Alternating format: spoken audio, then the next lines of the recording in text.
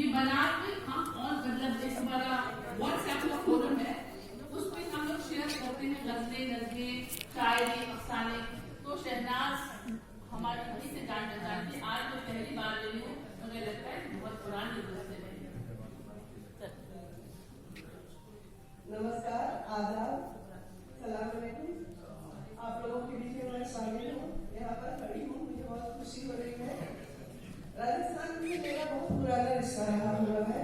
मैं सीकर डिस्ट्रिक्ट के स्कूल में टीचर रही हूँ 6-7 साल तक। तो जैसे ही मैंने सुना कि प्रोग्राम उदयपुर में होने वाला है तो मैं सबसे पहले तैयार हुई, क्योंकि अपनी धरती पर आना बहुत अच्छा लगता है। मैं सरोज जी और आप सभी जो मुंतजमीन है सभी लोगों को बहुत मुबारकबाद देती हूँ। आप लोगों ने बहुत अच्छा प्रोग्राम अरेंज किया है। 4 मिसरें हाजिर हैं। मैं कह सकी न जो कभी, मैं कह सकी न जो कभी दुनिया वो कह देगी। मैं कह सकी न जो कभी दुनिया वो कह गई। हालात ऐसे थे कि चुपचाप सह गई। मैं कह सकी न जो कभी दुनिया वो कह गई। हालात ऐसे थे कि चुपचाप सह गई। फूलों की हल्की चोट भी सहना मुहाल था। फूलों की हल्की चोट भी सहना मुहाल था। ये और बात है मैं हर दर्द सह गई।